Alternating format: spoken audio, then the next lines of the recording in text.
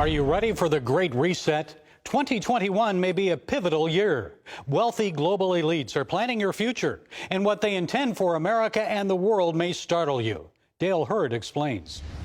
Here's a video of your future if some people at the World Economic Forum get their way. They say you'll own nothing and be happy about it. Energy will be green, rationed, and expensive, and travel will be restricted. Even your diet will be controlled, and currency will be digital. This left-wing dystopian dream is called the Great Reset, and you're supposed to be excited about it. The Great Reset has been labeled a conspiracy theory, and even sounds like a conspiracy theory. But everything we know about it comes from the global elites themselves, who have been quite open about it. This is not a conspiracy theory. This is a well-documented movement among many of the world's most powerful people. Justin Haskins is a leading authority on the Great Reset.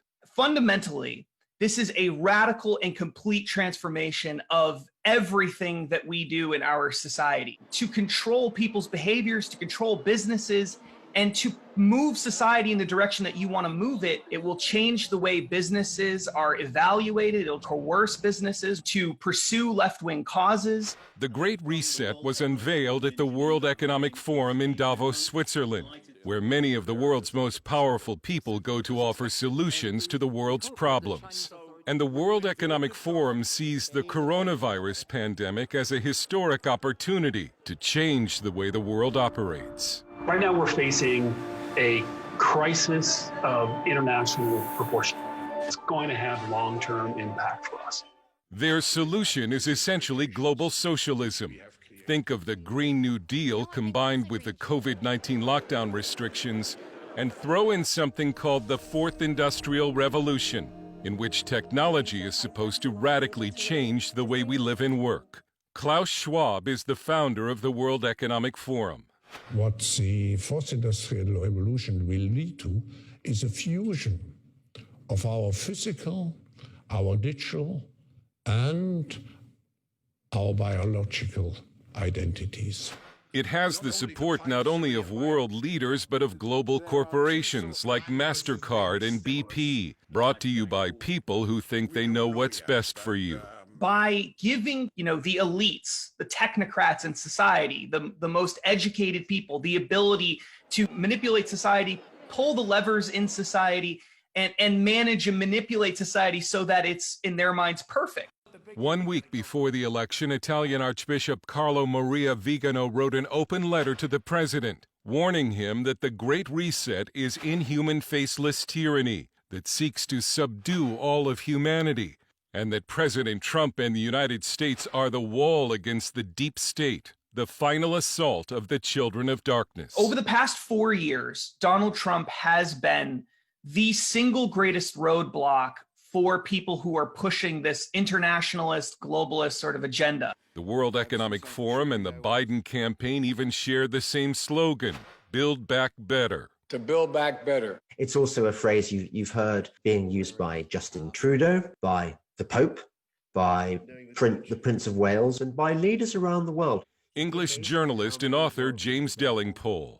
You'd be amazed by how many world leaders are on board with this globalist plan, even people that claim to be conservative. This is worse than Nazism. This is worse than communism. This is worse than fascism. These guys are planning on taking over the whole world.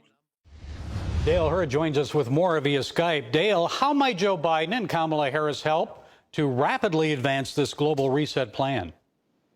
Well, it's hard to find anything in this agenda that any liberal would object to, unless, I guess, you got down to AOC and they thought corporations were doing too well or something. I mean, this is a liberal dream, a left-wing dream come true. It's bringing utopia to earth.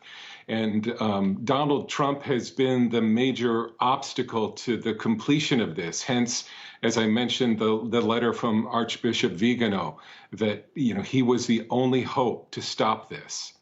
Now, what are we talking about here in practice? Are we talking about Chinese-style politics with restrictions greater than those imposed on Americans during the COVID pandemic? It's in a sense a bargain. to take away your rights and give you more, and sort of level the economy so that no one lacks, but then you give up your rights. For instance, they're big on us not owning anything. It's an Uber model applied to everything. And so you can have more, and maybe you don't have to pay for certain things, but they can be yanked away from you because you don't own them. It's the abolition of private property. It's the control of energy. They're going to essentially tax and penalize fossil fuels into the ground so that all that's left is green energy. This is their big chance to remake the world, and they're going for it. And you mentioned how COVID-19 restrictions and lockdowns are playing into all of this. So what about the coronavirus vaccine? How's that going to be used to advance this agenda? Well, they would certainly be for a mandate for vaccination in every country. Look, and it's astonishing the arrogance that this is all on the internet. This is all on their websites. It's not on conspiracy sites. I mean, they would love for everyone to be chipped, to get vaccinations for this and that.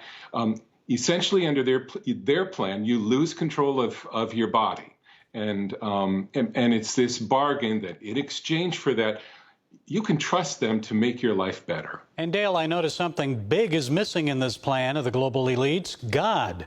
No mention of him, faith, just this fusion of physical, digital, and biological identities. Nothing about the spiritual. Yeah, and more arrogance. It's like the plot of a science fiction movie where you're asking, wait a minute, where's God in this? I mean, and that is the world that they live in. It's this giant disconnect between the elites of the world that live, I don't know where, and the working men and women of this world. And I personally think that this probably isn't going anywhere because it's so disconnected from our day-to-day lives. Okay, Dale Hurd, senior international correspondent for CBN News. Thank you for providing those additional insights. Thank you, Gary.